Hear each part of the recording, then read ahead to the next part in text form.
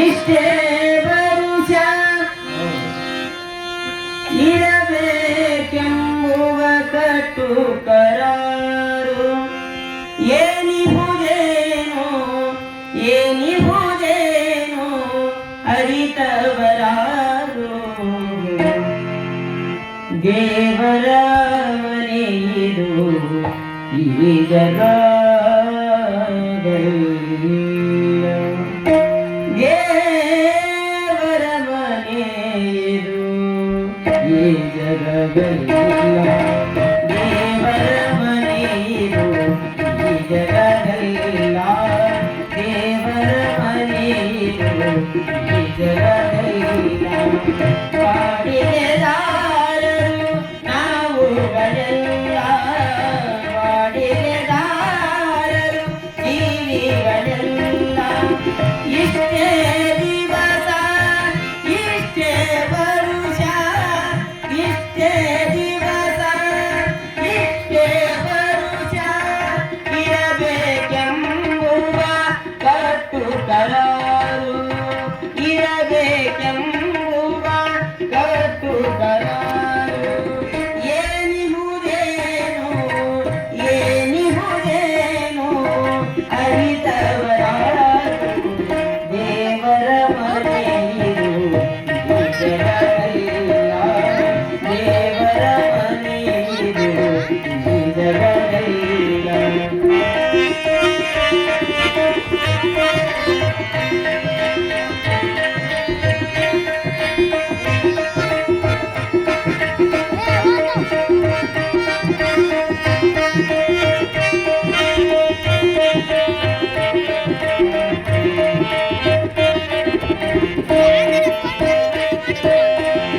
ಎಮ್ಮಯ ದಿನಗಳು ಕಾವೇತೀರಲು ಎಮ್ಮಯ ದಿನಗಳು ಕಾವೇತೀರಲು ಗುರುವಂದೀಶರು ಆಜ್ಞಾಪಿಸಲು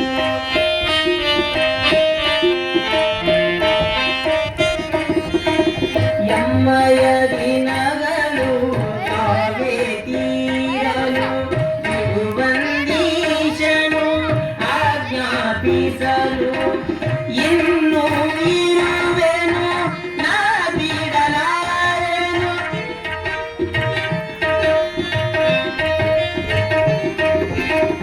ಇನ್ನು ಇರುವೆನು ನಾ ಬಿಡಲಾರೆನು ಎಂದರೆ ನಡೆಯದು ಈ ಪ್ರತಿಕಾರ ಎಂದರೆ ನಡೆಯದು ಈ ಪ್ರತಿಕಾರ ಬಿಡಿಸುವುದಿರಿಸುವುದು ಅವನಧಿಕಾರ ದೇವರ ಮನೆಯಿದು ಈ ಜಗದಲ್ಲ ದೇವರ ಮನೆಯಿದು ಈ ಜಗದಲ್ಲ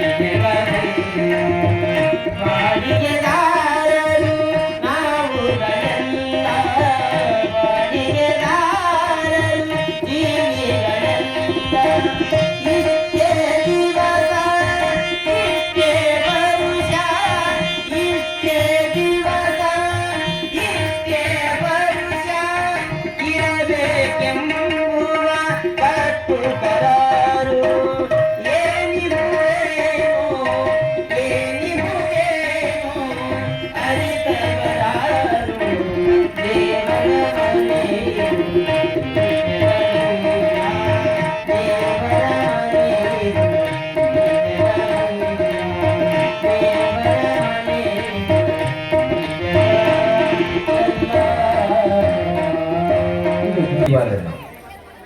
ಹೆಂಗಂದ್ರೆ ಆತ ಒಂದಷ್ಟು ಚಲೋತ್ನಾಗ ದುಡ್ಡು ಮಾಡಿದ ನಾನು ದುಡ್ಡು ಮಾಡ್ಬೇಕನ್ನೋದಾಗ್ಲಿ, ಅಥವಾ ಒಂದು 4 ಎಕರೆ ಹೊಲ ತೆಗೆದುಕೊಂಡು ನಾನು ತಿಳ್ಕೊಂಡು ನಾನು ಒಂದು 8 ಎಕರೆ ಹೊಲ ತಗೊಳಕ್ ತಿಳ್ಕೊಂಡು ಸಾಲ ಮಾಡಿ ತಗೊಂಡ್ರಿ ಅಂತಂದ್ರ ಅಥವಾ ಆರ್ಥಿಕವಾಗಿ ಚೆನ್ನಾಗಿದೆ, ಸಾಲ ಮಾಡಿದ್ರು ಮುಟ್ಟಿಸ್ತೀನಿ ಅನ್ನುವಂಥ ಶಕ್ತಿ ತೆಗಿರುತ್ತದೆ. ಅರ್ಥ ಮಾಡೇನಂತ ತಿಳ್ಕೊಂಡು ನೀ ಏನಾದ್ರು ಮಾಡ್ಕೊಂಡು ಸಾಲದ ಒತ್ತಡದ ಸುಳಿಯೊಳಗ ನೀನೇನಾದ್ರು ಬಿದ್ದಿ ಅಂತಂದ್ರ ಎತ್ತುವುದಕ್ಕೆ ಯಾರೂ ಬರೋದಿಲ್ಲ. ಚೆನ್ನಾಗಿರುವಂತ ಸಂದರ್ಭದಲ್ಲಿ ಎಲ್ಲರೂ ನಮ್ಮ ಜೊತೆಯೊಳಗಿರ್ತಾರೆ. ಕಷ್ಟ ಕಾರ್ಪಣ್ಯಗಳು ಬಂದಿರುವಂತ ಸಂದರ್ಭದಲ್ಲಿ ಒಂದಿಷ್ಟು ಸಾಂತ್ವನದ ನುಡಿಗಳನ್ನ ಸಹಿತವಾಗಿ ಹೇಳೋದಿಲ್ಲ, ಯಾರೂ ನಮ್ಮಗಳನ್ನ ಮಾತಾಡಿಸುವುದಿಲ್ಲ. ಅದಕ್ಕೆ ಇದ್ದದ್ರೊಳಗ ಇದ್ದುಕೊಂಡು ಚಲೋ ಇದ್ದು ಜೀವನ ಬದುಕಿದ್ರೆ ಮಾತ್ರ ನಮ್ಮಂತೆ ಒಂದಿಷ್ಟು ಜನ ಬರ್ತಾರೆ.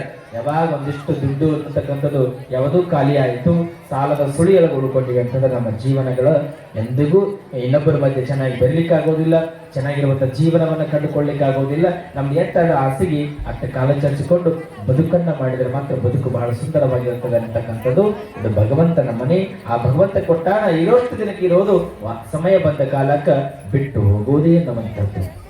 ಹಿಂಗ ಅನಂತ ರೀತಿಯಿಂದ ನಾಗಲಿಂಗರು ಪವಾಡವನ್ನ ಮಾಡುತ್ತಾ ಹೊರಟಿದ್ದಾರೆ. ಹೆಂಗಂದ್ರ ಯಾವ ಭಕ್ತರು ಆತನ ಬಳಿ ಬರುತ್ತಿದ್ರು ಅಥವಾ ಆತನನ್ನ ಯಾರು ಸದಾವಕಾಲವಾಗಿ ನಾಗಲಿಂಗರನ್ನ ನೆನೆಯುತ್ತಿದ್ರು, ನೆನೆದವರ ಮನದೊಳಗ ನಾಗಲಿಂಗರು ಇರುತ್ತಿದ್ರು. ಯಾವ ಕಷ್ಟ ದುಃಖಗಳು ಬಂದಾಗ ನಾಗಲಿಂಗೇಶ ನಾಗಲಿಂಗೇಶ ಅನ್ನುವಂತ ಮನಸ್ಸಿನೊಳಗ ಧ್ಯಾನ ಮಾಡಿದರೆ ಸಾಕು, ಅವರಗಳ ಮನೆಯ ಮುಂದೆ ಬಂದು ನಿಂತುಕೊಳ್ಳುತ್ತಿದ್ರು ನಾಗಲಿಂಗರು. ಆ ನಾಗಲಿಂಗರ ಪವಾಡಗಳು ಒಂದೇ ಎರಡು ಎಷ್ಟು ಹೇಳಿದರೆ ಸಹಿತವಾಗಿ ಮುಗಿಯದೇ ಇರುವಂತ ಪವಾಡಗಳಿದ್ದಾವೆ. ನಾಗಲಿಂಗರ ಪವಾಡಗಳು ಒಂದು ಸಾರಿ ಜಮಖಂಡಿಯೊಳಗ ವಿಶ್ವಕರ್ಮದವರು ಅಂಗಡಿಗಳು, ಬಂಗಾರದ ಅಂಗಡಿಗಳು, ಬಹಳಷ್ಟು ಅಂಗಡಿಗಳಿದ್ದಾವೆ ಜಮಖಂಡಿಯೊಳಗ. ಆ ವಿಶ್ವಕರ್ಮದವರು ಒಂದು ಗುಂಪು, ಒಂದು ಓಣಿನೇ ಇದೆ. ಅಗರ್ಭ ಶ್ರೀಮಂತರು, ಧನಿಕರಿದ್ದಾರೆ, ಚೆನ್ನಾಗಿದ್ದಾರೆ, ಆರ್ಥಿಕವಾಗಿ ಬಹಳ ಚೆನ್ನಾಗಿದ್ದಾರೆ. ಒಂದಿಷ್ಟು ಜನ ಏನ್ ಮಾಡಿದ್ರು ಅಂದ್ರೆ ಒಂದು 5 ಸೈರ್ ಬಂಗಾರವನ್ನ ಕರಗಿಸ್ತಾರೆ. ಅವರು ತಮ್ಮದೊಂದು ಪಾತ್ರೆಯೊಳಗೆ ಹಾಕೊಂಡು ಒಂದು 5 ಸೇರ್ 4-5 ಜನ ಸೇರ್ಕೊಂಡು ಒಂದು 5 ಸೇರ್ ಬಂಗಾರವನ್ನ ಕರಗಿಸಿದ್ರು. ಆ ಬಂಗಾರ ಕರಗಿಸಿ ನೀರು ಮಾಡಿದ್ರು. ಅದು 5 ಸೇರ್ ಬಂಗಾರ ನೀರು ಮಾಡಿರುವಂತ ಸಂದರ್ಭದಲ್ಲಿ ಒಬ್ಬ ಭಿಕ್ಷುಕ ಬರ್ತಾನೆ.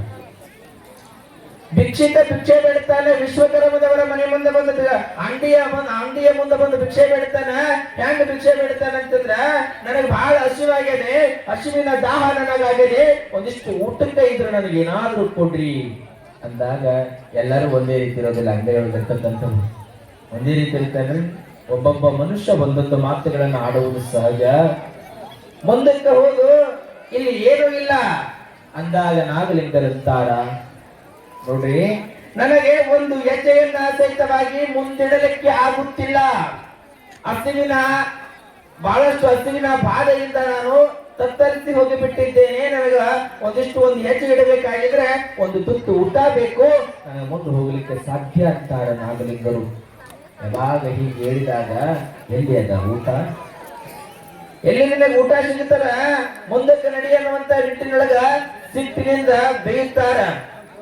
ಇದೇ ಅಂಗಡಿಗೆ ಬರ್ಬೇಕಾಗಿತ್ತೇನೋ, ಹೋಗು ಅಂದಾಗ ಏನಾದ್ರೂ ಇದ್ರು ಕೊಡ್ರಿ, ಅಶ್ವರ್ಗದ ಏನಾದ್ರೂ ಇದ್ರು ಕೊಡ್ರಿ ಅಂದಾಗ ಮತ್ತೊಂದು ಮಾತು ಅಂತಾರ, ವಿಷವನ್ನ ಕುಡಿಬಾರದೆ, ಎಲ್ಲಿಯಾದ್ರೂ ಹೋಗಿ ನಮ್ಮ ಅಂಗಡಿಗೆ ಬರಬೇಕೆ ಅನ್ನುವಂತ ಮಾತನ್ನ ಆ 4 ಜನ ವಿಶ್ವಕರ್ಮದರಿದ್ರಲ್ಲ ಹಿಂಗ ಅಂದಾಗ ನಾಗಲಿಂಗರು ಏನು ಅನ್ನಲಿಲ್ಲ, ಊಟ ಕೊಡ್ರಿ ಅಂತಾರ. ಮತ್ತೆ ಬರಲಿ ಊಟ ಕೊಡ್ರಿ ಅಂದಾಗ ಇನ್ನೊಂದು ಸಾರಿ ಏನಾಗ್ತದೆ ಅಂತಂದ್ರ ಅವರು ಸಾಮಾನ್ಯ ರೂಪದೊಳಗೆ ಬಂದಿಲ್ಲ, ಮೊದಲೇ ವೇಷ ಧರಿಸಿಕೊಂಡು ಬಂದಾರ, ಯಾರಿಗೂ ಕಂಡುಹಿಡಿಯಲಿಕ್ಕೆ ಆಗುತ್ತಿಲ್ಲ.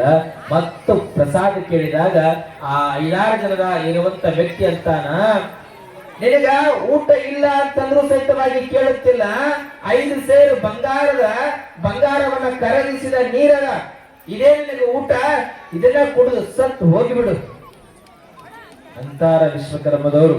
ಸತ್ತು ಹೋಗ್ಬಿಡಿ ಅಂದಾಗ ಅಂತಾರ ಅವರು ನಾಗಲಿಂಗರು ವೇಷ ಧರಿಸಿಕೊಂಡು ಬಂದಾರಲ್ಲ, ಆಯ್ತು ಅದನ್ನೇ ಕುಡಿ ಅಂದಾಗ ಹಿಂಗ ಗುಟ್ಟುಗು ಬಹುಶಯ ಮುಖಾಂತರವಾಗಿ ಹಾಕುವಂತ ಸಂದರ್ಭದಲ್ಲಿ ಅದನ್ನೇ ತೆಗೆದುಕೊಂಡು ಏನು ಪಾತ್ರೆಯೊಳಗೆ 5 ಸೇರು ಬಂಗಾರ ಹಾಕಿದ್ದಾರಲ್ಲ, ಈ ಕಾಲಕ್ಕೆ 5 ಸೇರು ಎಟಕಿ ಮತ್ತೆ ಬಾಳ ಹೋದ್ರೆ ಆ ಕಾಲಕ್ಕೆ ಸಸ್ತ ಇರ್ಬೋದು, ಈ ಕಾಲಕ್ಕೆ 5 ಸೇರು ಯಪ್ಪ 5 ಸೇರು ಬಂಗಾರ ಯಾರಾದ್ರೂ ಕೊಡಿದ್ರೆ ಕಟ್ಟಿ ಮುಗಿದು ಚಿಂತಿ ಸ್ಟಾರ್ಟ್ ಆಗ್ತೋಡ್ರಿ, ನಮಗೆ ಸ್ಟಾರ್ಟ್ ಆಗತ್ತಿಲ್ರಿ.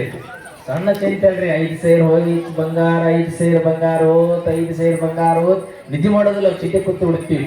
ಏನಾದ್ರೂ ಕಾಯಿಲೆಗಳು ಬಂತು ಬಂಗಾರ ಚಿಂತಿಯೊಳಗೆ, ಹೌದಿಲ್ಲ?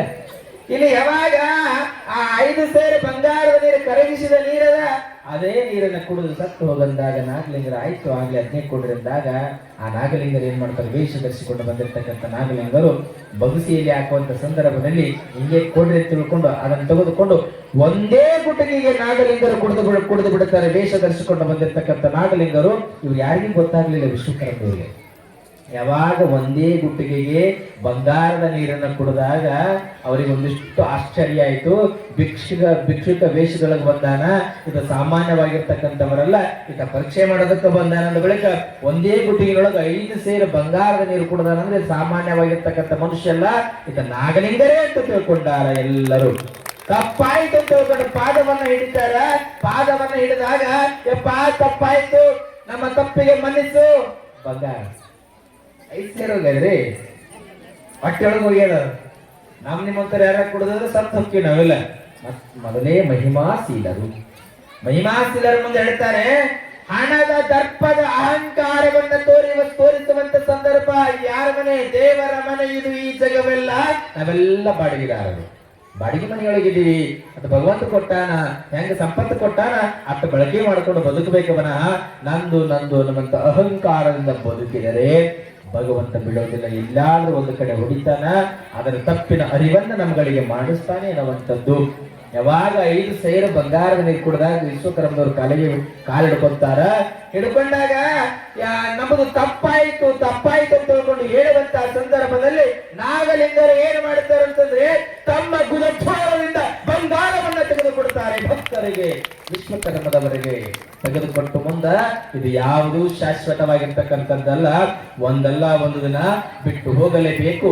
ಅಹಂಕಾರದಿಂದ ಮತ್ತರಾಗಿ ಮೆರೆಯಬೇಡ್ರಿ. ಒಂದಿಷ್ಟು ಬಂದಿರ್ತಕ್ಕಂಥವರಿಗೆ, ಬಡವರಂತಕ್ಕಂಥವರಿಗೆ ಅನುಕೂಲವನ್ನ ಮಾಡಿ ನಿಮ್ಮ ಕೈಲಿಂದ ಎಷ್ಟಾಗ್ತದ ಎಷ್ಟಿಲ್ಲ ನೀವು ಒಳ್ಳೆಯವರಾಗಿ ಸಮಾಜದೊಳಗೆ ಬದುಕ್ರಿ ನಮ್ಮಂತ ಮಾತನ್ನ ಹೇಳ್ತಾ ನಾಗಲಿಂಗರು ಮುಂದೆ ಸಂಚಾರವನ್ನ ಮಾಡುತ್ತಾ ಹೋಗ್ತಾರೆ. ಇಂಥ ಅನಂತ ರೀತಿಯಿಂದ ಪವಾಡಗಳನ್ನ ಮಾಡುತ್ತಾ ನಾಗಲಿಂಗರು ಹೊರಟಿರುವಂತ ಸಂದರ್ಭ ಮುಂದೆ ಎಲ್ಲಿಗೆ ಬರ್ತಾರೆ ಅಂದ್ರೆ ನಾಗ ಕಸುಕಲ್ಲೆಂಬ ಅನ್ನುವಂತ ಗ್ರಾಮಕ್ಕೆ ಬರ್ತಾರ. ನಾಗ ಕಸುಕಲ್ಲೆಂಬುವ ಗ್ರಾಮದೊಳಗ ಬಸವಂತಪ್ಪ ಅನ್ನುವಂತ ಭಕ್ತರ್ತಾನ. ಆತನ ಮನೆಗೆ ಬರ್ತಾನೆ. ಆತನ ಮನೆಯೊಳಗೆ ಏನಾಗಿತ್ತು ಅಂದ್ರ ಒಬ್ಬ ವಯಸ್ಸಿಗೆ ಬಂದಿರುವಂತ ಮಗ, ಸಣ್ಣ ಹುಡುಗ. ಆದ್ರೆ ಪುರಾಣ ಕೇಳುವುದರಲ್ಲಿ, ಶಾಸ್ತ್ರವನ್ನ ಕೇಳುವುದರಲ್ಲಿ, ವಿಚಾರವನ್ನ ತಿಳಿದುಕೊಳ್ಳುವುದರಲ್ಲಿ ಬಹಳ ಚಲೋ ಇದ್ದ. ಆ ಹುಡುಗನ ಹೆಸರು ಶಿವರುದ್ರಪ್ಪ ಅಂತ ಹೇಳಿ, ಬಸಪ್ಪನ ಮಗನ ಹೆಸರು ಶಿವರುದ್ರಪ್ಪ. ಆದ್ರೆ ಏನಾಗಿತ್ತು ಅಂದ್ರೆ ಆ ಹುಡುಗನಿಗೆ ಮೈ ತುಂಬ ಹುಣ್ಣುಗಳಾಗಿತ್ತು. ಮೈ ತುಂಬಾ ಹುಣ್ಣುಗಳಾಗಿರುವಂತ ಸಂದರ್ಭದೊಳಗ ಮನೆಯವರೆಲ್ಲ ದುಃಖವನ್ನ ಮಾಡ್ಲಕ್ಕಂತಾರ. ಮಗ ಇನ್ನೇನು ಉಳಿಚಾರ ಇಲ್ಲ, ಮೈ ತುಂಬಾ ಹುಣ್ಣುಗಳಾಗ್ಯಾವ, ಎಲ್ಲಾ ಕಡೆ ತೋರಿಸ್ತಾರ. ಎಲ್ಲಿ ತೋರಿಸಿದ್ರು ಸಹಿತವಾಗಿ ಕಡಿಮೆಯಾಗುತ್ತಿಲ್ಲ.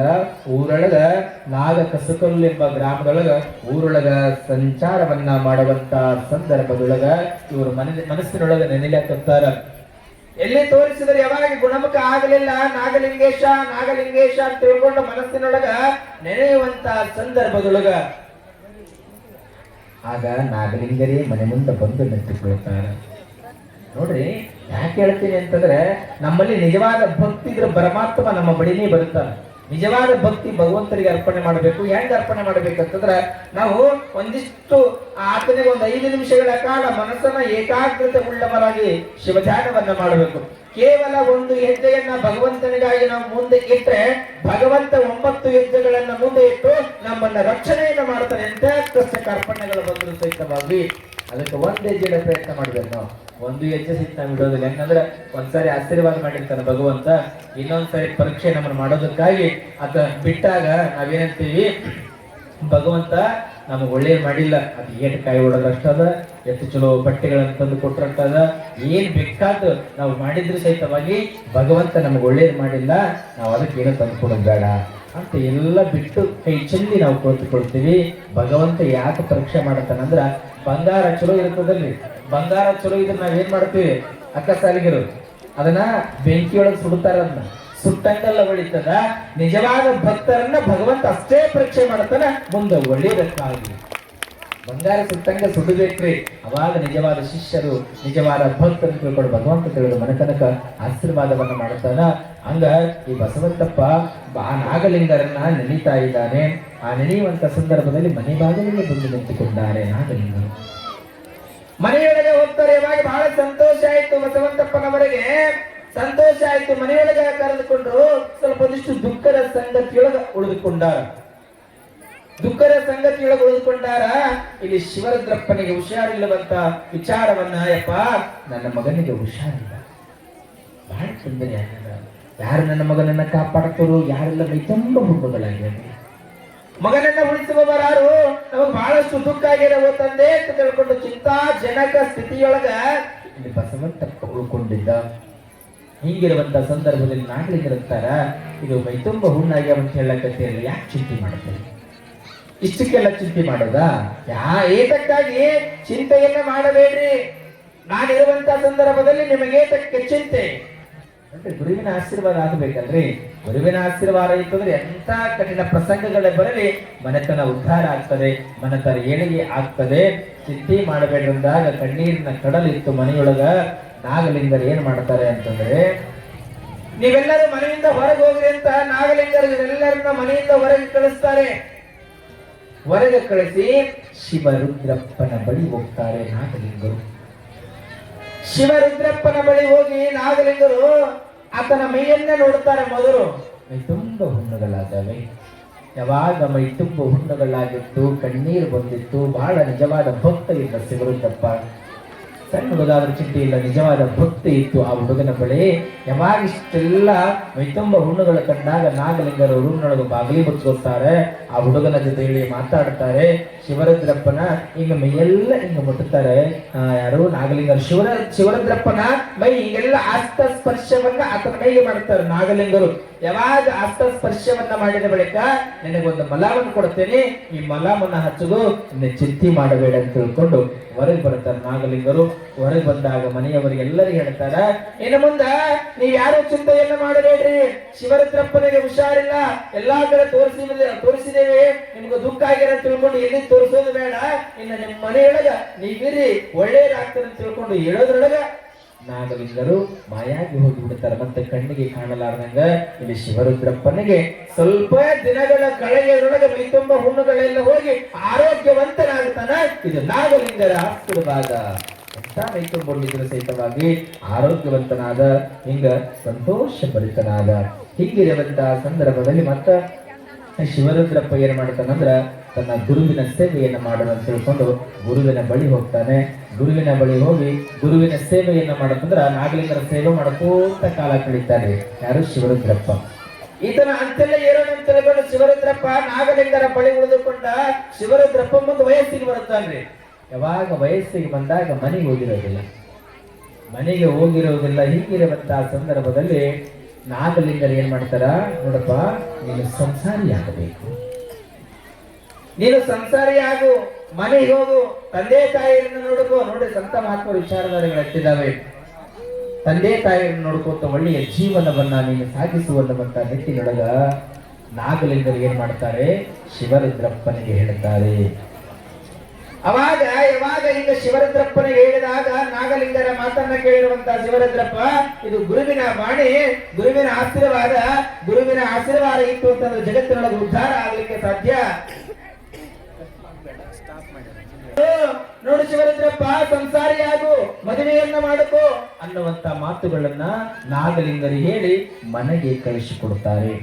ತಂದೆಯಾಗಿರ್ತಕ್ಕಂಥ ಬಸವಂತಪ್ಪನವರು ಏನ್ ಮಾಡ್ತಾರ, ಮಗನಿಗೆ, ಯಾಕಂದ್ರೆ ಮಕ್ಕಳ ವಯಸ್ಸಿಗೆ ಬಂದಾಗ ಸಹಜ ಮಕ್ಕಳು ಮದುವೆ ಮಾಡೋದು, ಹಂಗ ಒಳ್ಳೆಯ ಕನ್ಯೆಯನ್ನ ನೋಡುತ್ತಾರೆ. ಕನ್ಯೆ ನೋಡ್ರಿ ಅಂತ ಹೇಳ್ತೀವಿ ನಾವೆಲ್ಲರಿಗೆ, ಕನ್ಯೆ ನೋಡ್ರಿ ಅಂತ ಹೇಳ್ತೀವಿ, ಕನ್ಯೆ ನೋಡುತ್ತಾರೆ. ಆದ್ರೆ ಒಂದು ಮಾತು ಹೇಳ್ಬಿಡ್ತೀನಿ ನಿಮ್ಗ, ಕನ್ಯೆ ದುಡಿಯುವಂತ ಹುಡುಗರಿದ್ರೆ ಮದುವೆ ಮಾಡಿ, ದುಡಿಲಾರ ಹುಡುಗರಿದ್ರೆ ಮುಚ್ಚಿಟ್ಟು ಮದುವೆ ಮಾಡಬೇಡ. ಯಾಕೆ ಹೇಳ್ತೀನಿ ಅಂದ್ರೆ ಇವತ್ತಿನ ದಿನಮಾನಗಳಲ್ಲಿ ಹೆಂಗದ ಸಮಸ್ಯೆ ಅಂದ್ರೆ ಒಂದು 20-30 ಸಾವಿರ ರೂಪಾಯಿ ದುಡಿದಿಲ್ಲ ಅಂದ್ರೆ ಸಂಸಾರ ಜೀವನ ನಡೆಯೋದಿಲ್ಲ. ಅಟ್ಲೀಸ್ಟ್ ಎಂತ ಪ್ರಸಂಗಗಳು ಬಂದ್ರು ಸಹಿತವಾಗಿ ನನಗಾಗಿ ನನ್ನ ಬಾಳ ಸಂಗಾತಿಯಾಗಿ ಬಂದಾಳಂತ ಬಳಿಕ ಆ ಬಾಳ ಸಂಗಾತಿಗೆ ನನ್ನ ಯಾವುದೇ ರೀತಿಯ ಕುಂದು ಕೊರತೆಗಳಿಲ್ಲದಾಗ ಚಲೋ ನೋಡಿಕೊಂಡು ಬದುಕ್ತೀನಿ ಅನ್ನುವಂತ ಗಟ್ಟಿಗೆ ಗುಂಡಿಗೆ ಎದೆಗಾರಿಕೆ ಯಾವ ಹುಡುಗನ ಬಳಿ ಇರ್ತದ ಅವನಿಗೆ ಮದುವೆ ಮಾಡಿದ್ರೆ ಮಾತ್ರ ಸುಖವಾಗಿ ಇರಬಲ್ಲನು ಹೊರತು ಇಲ್ಲಂದ್ರೆ ಸುಖವಾಗಿ ಇರ್ಲಿಕ್ಕೆ ಸಾಧ್ಯ ಇಲ್ಲ.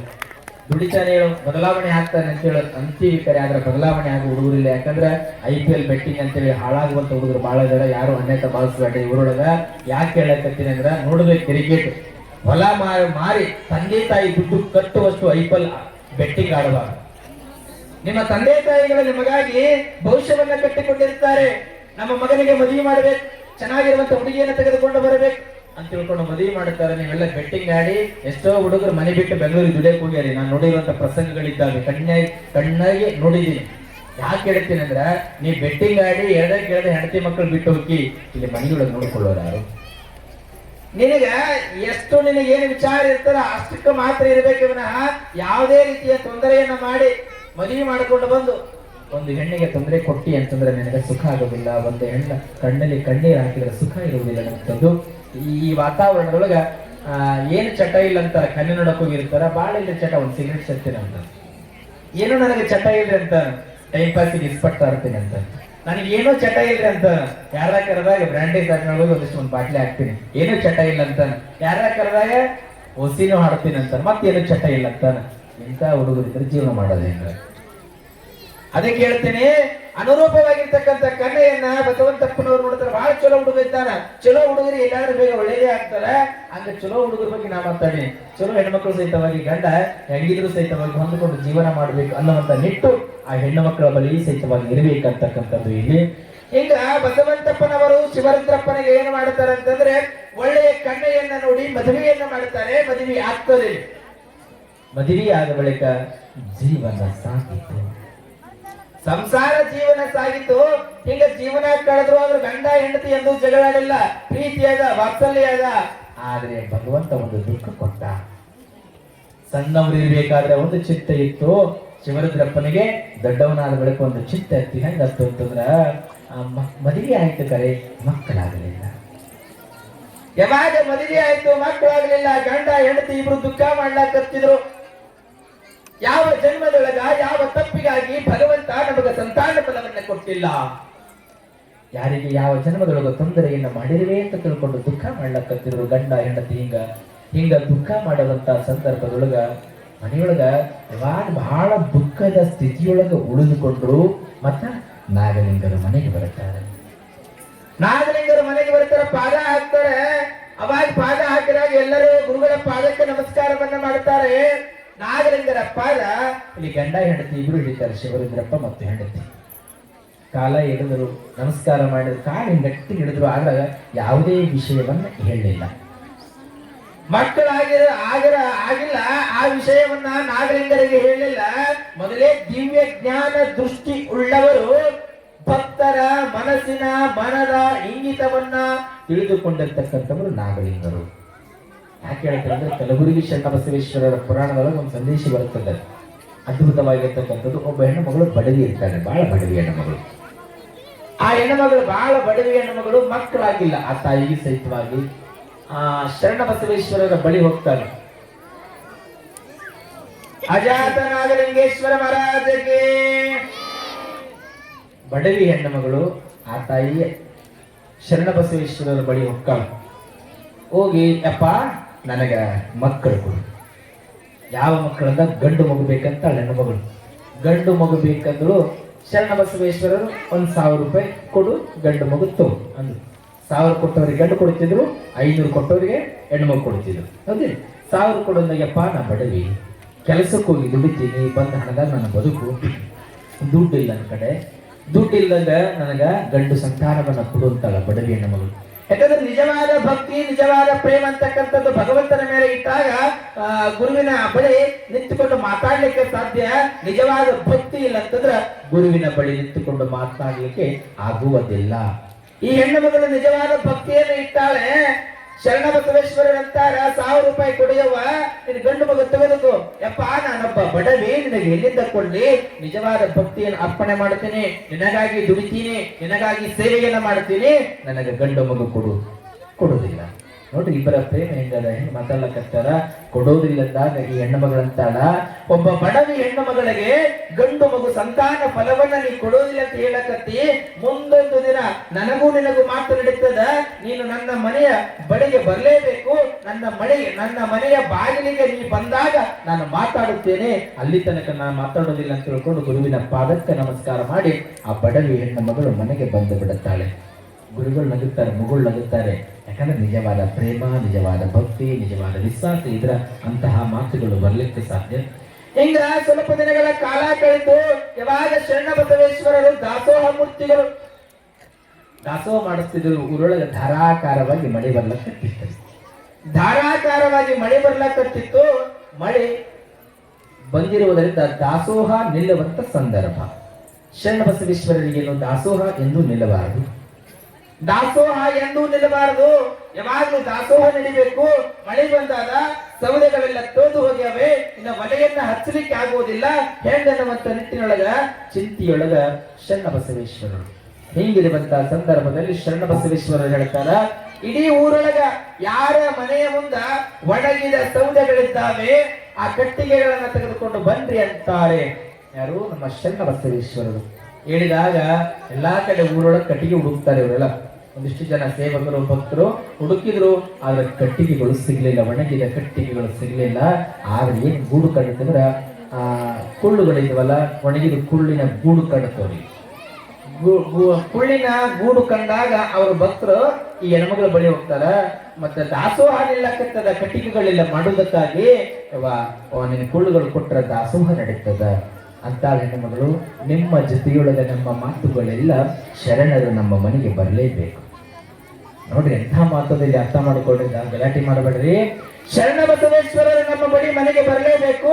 ಅವರಿಗೂ ನನಗೆ ಮಾತಾರ, ನಿಮ್ಮಗಳಿಗೆ ನಾವು ಕುಳ್ಳು ಕೊಡೋದಿಲ್ಲ, ಶರಣ ಬಸವೇಶ್ವರರು ನಮ್ಮ ಮನೆಗೆ ಕರ್ಕೊಂಡು ಬರ್ರಿ ಅಂದ್ರು. ಈ ಹೆಣ್ಮಗಳು ಹೇಳಿದಾಗ ಆಶ್ಚರ್ಯ ಆಯ್ತು ಎಲ್ಲ ಭಕ್ತರಿಗೆ. ಶರಣ ಬಸವೇಶ್ವರರ ಬಳಿ ಹೋಗ್ತಾರ. ಗುರುಗಳೇ, ಎಲ್ಲಾ ಕಡೆ ನೋಡಿದ್ರ ಕಟ್ಟಿಗೆಗಳು ಸಿಗಲಿಲ್ಲ, ಆದ್ರೆ ಒಬ್ಬ ಬಡವಿ ಹೆಣ್ಣು ಮಗಳ ಮನೆಯ ಮುಂದ ಒಣಗಿದ ಕುಳ್ಳುಗಳಿದ್ದಾವ. ಆ ಹೆಣ್ಣು ಮಗಳು ಕುಳ್ಳು ಕೇಳಿದ್ರ ನಿಮ್ಮಂತಲೇ ಮಾತಾಡ್ಬೇಕು ಅನ್ಲಕತ್ತೇಳ, ನೀವು ಬಂದ್ರ ಮನೆ ಬಾಗಿಲಿಗೆ ಬಂದ್ರ ಕುಳ್ಳು ಕೊಡ್ತಾಳಂತೆ, ಇಲ್ಲಂದ್ರೆ ಕುಳ್ಳು ಕೊಡೋದಿಲ್ಲ ಅಂತ ಹಿಂಗೆ ಹೇಳಿದಾಗ ಶರಣರಿಗೂ ಆಶ್ಚರ್ಯ ಆಯ್ತು. ಶರಣ ಬಸವೇಶ್ವರರು ಓಣಿಯೊಳಗೆ ಹೆಜ್ಜೆ ಹಾಕುತ್ತಾ ಬರ್ಲಾಕತ್ತಿದ್ರು. ಇಡೀ ಊರಾಗ ಜನ ನೋಡ್ಲಾಕತ್ತಿದ್ರು. ಗುರುಗಳು ಶರಣ ಬಸವೇಶ್ವರರ ಊರೊಳಗೆ ಯಾಕ ಹೆಜ್ಜೆಯನ್ನು ಹಾಕ್ಲಕತ್ತಾರ ಅಂತ ತಿಳ್ಕೊಂಡು ಇಡೀ ಜನ ಹಿಂದೆ ಬರ್ಲಾಕತ್ರಿ. ಬಂದಾಗ ಬಡವಿ ಹೆಣ್ಣು ಮಗಳ ಮನೆಯ ಮುಂದೆ ಶರಣ ಬಸವೇಶ್ವರರು ಬಂದು ನಿಂತ್ಕೊಂಡ್ರು. ಪಾದಕ್ಕೆ ನೀರು ಹಾಕಿ ನಮಸ್ಕಾರ ಮಾಡಿಕೊಂಡು, ಯಪ್ಪ ಗುರುದೇವ ಅಂತ ತಿಳ್ಕೊಂಡು ಮನೆಯೊಳಗೆ ಕರ್ಕೊಳ್ತಾಳೆ. ಚಾಪಿ ಹಾಕ್ತಾಳೆ. ಮನೆಯೊಳಗ ಶರಣ ಬಸವೇಶ್ವರರು ಕುಳಿತುಕೊಡ್ತಾರೆ.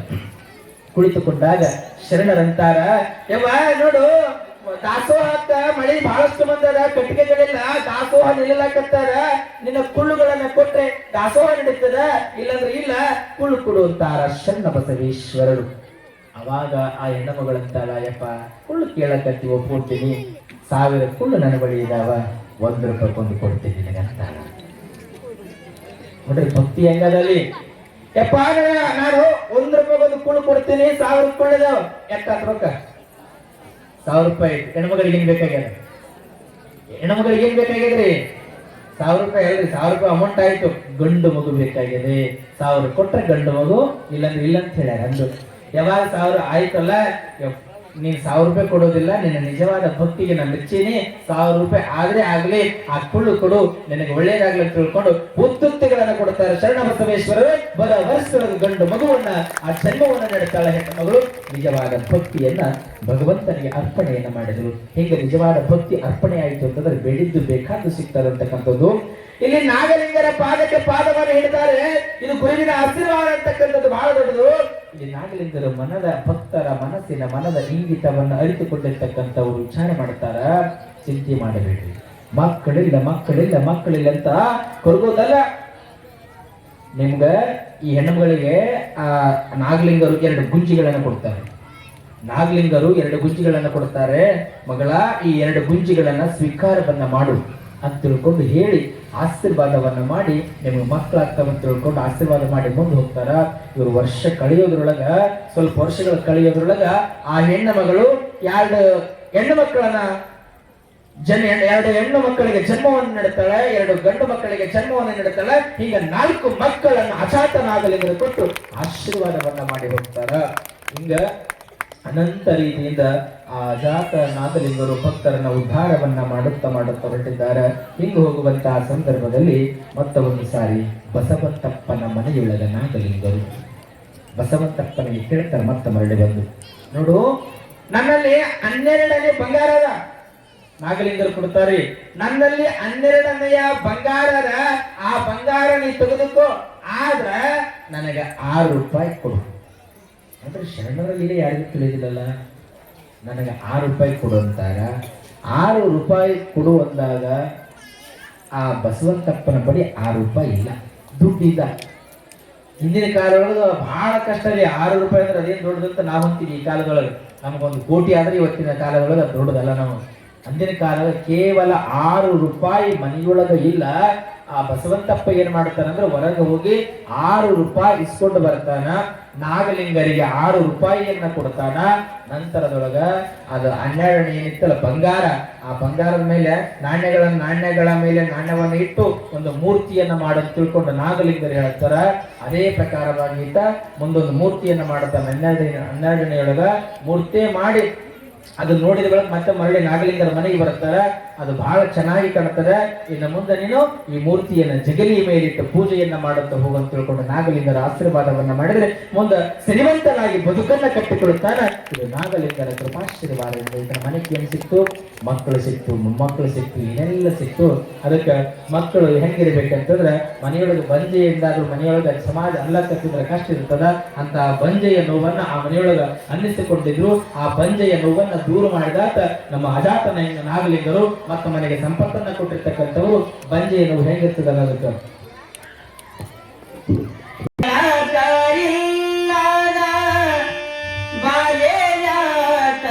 ಜನ್ಮ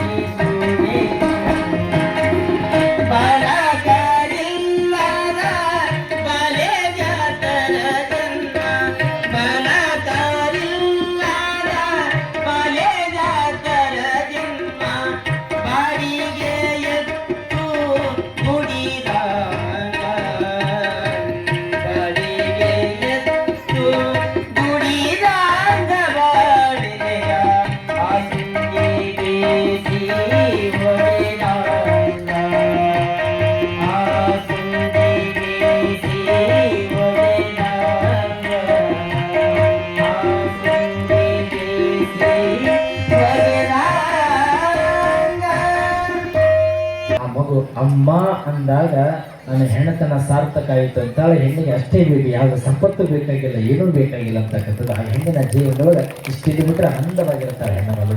ಅಂದರೆ ಮಕ್ಕಳಿಲ್ಲ ಅಂದರೆ ಬಂಜೆ ಎನ್ನುವ ನೋವು, ಕೊರಗು, ಸಂಕಟ ಯಾವ ಹೆಣ್ಣಿಗೂ ಬೇಡ ಅನ್ನುವಂಥದ್ದು.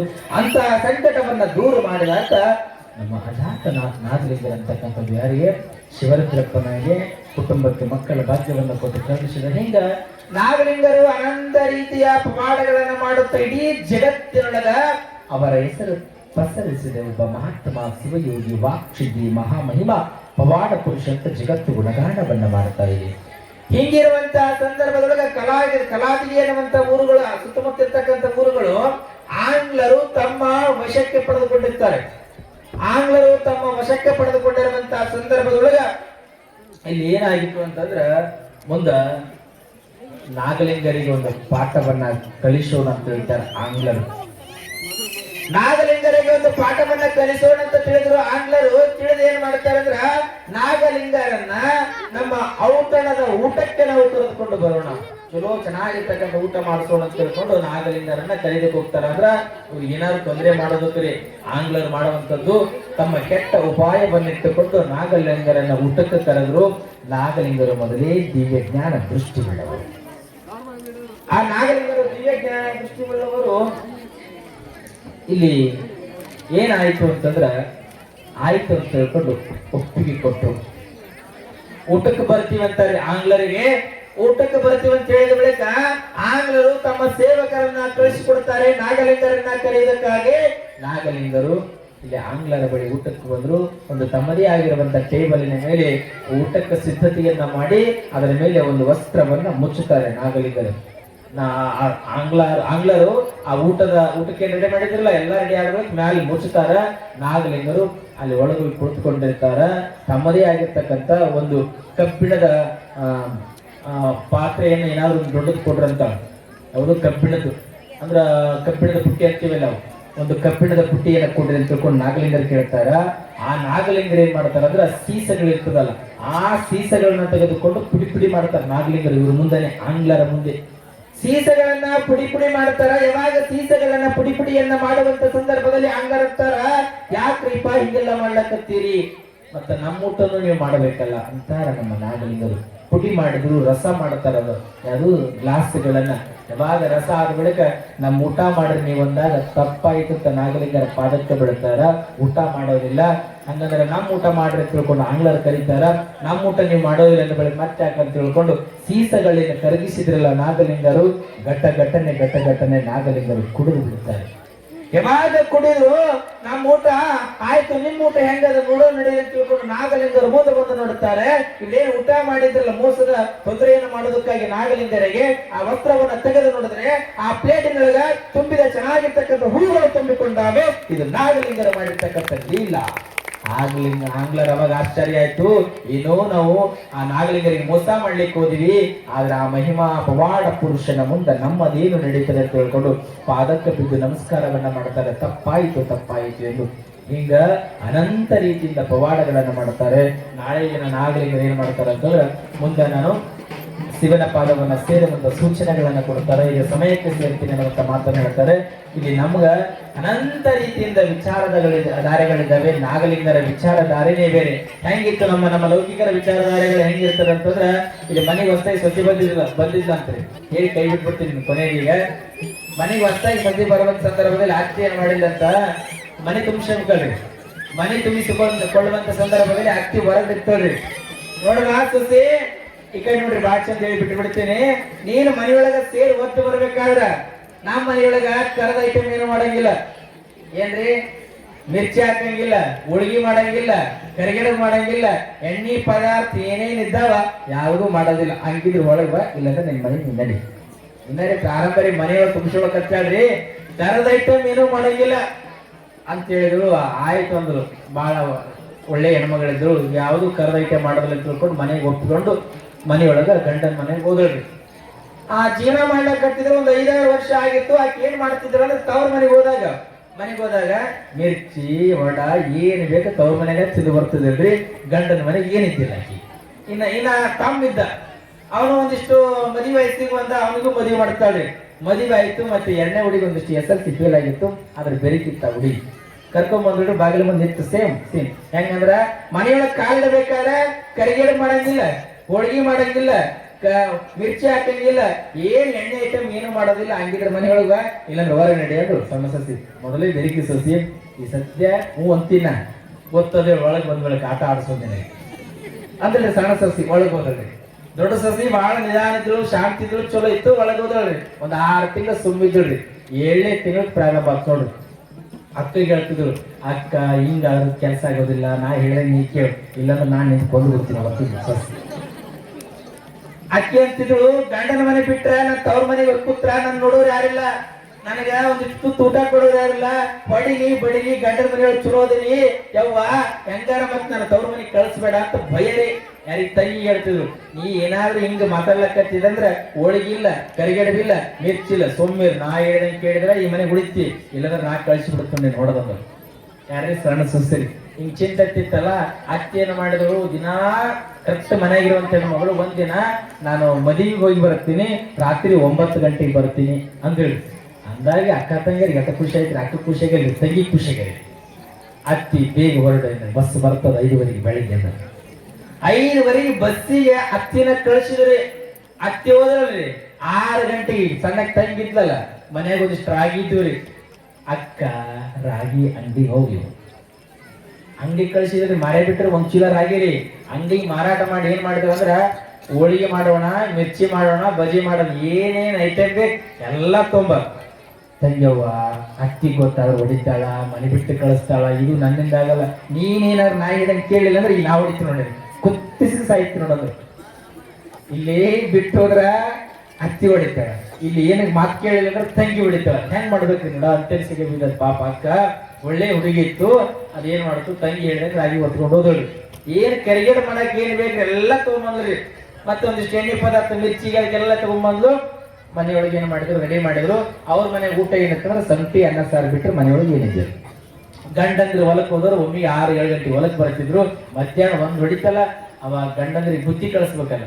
ಇವ್ರ ಹಣೆ ಬರದೊಳಗ ಸಂಟಿ ಅನ್ನ ಸಾರ್ ತಿನ್ನೋದು ಬರೋದ, ಏನು ಕೊಡೋದು ಬೇಡ್ರಿ, ಗಂಡರಿಗೆ ಸಿಟ್ಟು ಕೊಡೋದು ಬೇಡ, ನಾವ ತಿನ್ನೋಣ ಅಂತ ತಿಳ್ಕೊಂಡು ಅವ್ರಿಗೆ ಸಂತಿ ಅನ್ನ ಸಾರ ಮಾಡಿದ್ರು.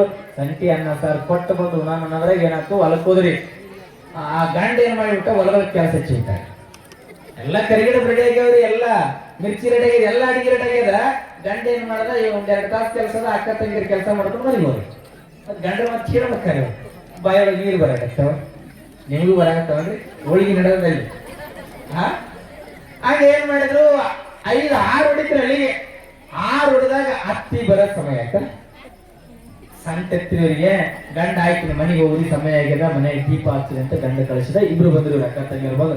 ಮನೆ ಚಂದ ಕಸ ಹೊಡೆದು ದೀಪ ಹಚ್ಚಿ ಕುಳಿತುಕೊಳ್ಳೋಣ ತಿಳ್ಕೊಂಡು ಏನ್ ಮಾಡಿದ್ರು,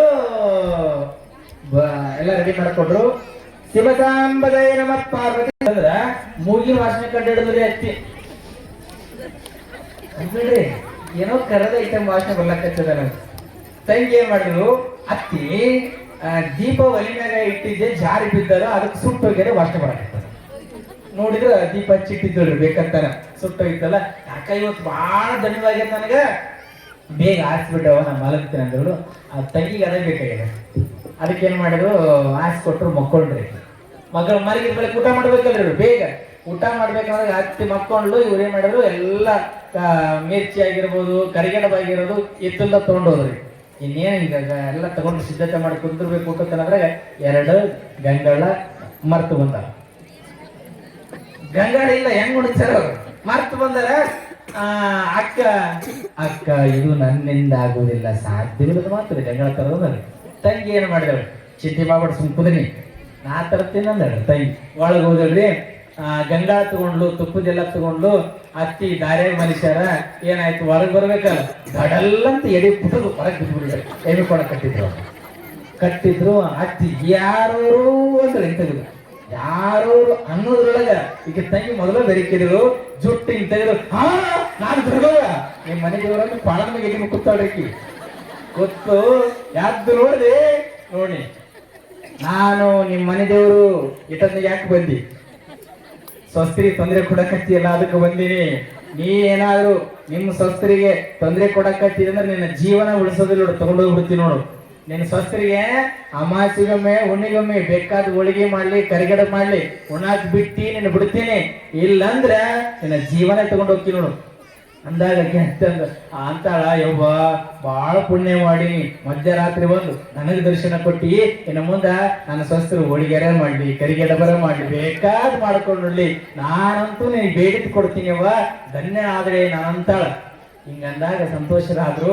ಇವರೆಲ್ಲ ಚಂದ ಊಟ ಮಾಡಿದ್ರು. ಮತ್ತ ವಾರಕ್ಕೊಮ್ಮೆ ಇವ್ರಿದವಕ್ಕೆಲ್ಲ ಹತ್ತಿನ ಎದ್ದು ದೇವರಿಗೆ ಹೋಳಿಗೆ ಕರಿಗಡ ಮಾಡಕತ್ತಿಲ್ಲ, ಹಂಗಿರ್ತದ. ಅದಕ್ಕೆ ಎಲ್ಲರನ್ನ ಅತ್ತಿಯರನ್ನ ಸ್ವಸ್ಥರನ್ನ ಪ್ರೀತಿಯಿಂದ ಕಾಣ್ರಿ, ಅಕ್ಕರೆಯಿಂದ ಕಾಣ್ರಿ. ಅತ್ತಿ ಸ್ವಸ್ಥರು ಚಂದ ಇದ್ರಂದ್ರ ನಗುವಿನ ಲೋಕ ಎಲ್ಲಿ ಇಲ್ಲ, ಕೈಲಾಸವನ್ನ ನಾವ್ ಯಾರು ಕಂಡಿಲ್ಲ. ಅತ್ತಿ ಸ್ವಸ್ಥರ ಮನೆಯೊಳಗ ಹೊಂದಾಣಿಕೆಂಡು ಹೋಗಿದ್ದೇ ಕರೆ ಆದ್ರೆ ಅದೇ ನಿಜವಾದ ಕೈಲಾಸವಾಗಿ ಮನೆ ಪರಿವರ್ತನೆಗೊಳ್ತದೆ ಅನ್ನುವಂತ ಮಾತನ್ನ ಹೇಳ್ತಾ, ಅಜಾತನಾಗಲಿಂಗರು ಎಲ್ಲರನ್ನ ಬಂಧು ಬಳಗದ ಜೊತೆ ಪ್ರೀತಿ ವಾತ್ಸಲ್ಯದಿಂದ ಎಲ್ಲರೂ ಏರಿರುವಂತ ಮಾತುಗಳನ್ನು ಹೇಳ್ತಾ ಆಶೀರ್ವಾದವನ್ನ ಮಾಡುತ್ತಾ ಅಜಾತನಾಗಲಿಂಗರ ಕಾಲವನ್ನ ಕಳಿಸಿದ್ರು. ಅವರ ಮುಂದೆ ಆಗುವಂತ ಸೂಚನೆಯನ್ನ ಸಹಿತವಾಗಿ ಹೇಳಿದ್ರು. ನಾಳೆ ದಿನ ನಾವು ಶಿವನ ಪಾದವನ್ನ ಸೇರ್ತೀವಿ ಅಂತಕ್ಕಂಥದ್ದನ್ನು ಹೇಳ್ತಾರೆ ಅನ್ನುವಂತ ಮಾತನ್ನು ಹೇಳ್ತಾ ಇಂದಿನ ಪುರಾಣವನ್ನ ನಾನು ಗುರುವಿನ ಪಾದಕ್ಕೆ ಅರ್ಪಣೆಯನ್ನು ಮಾಡಿ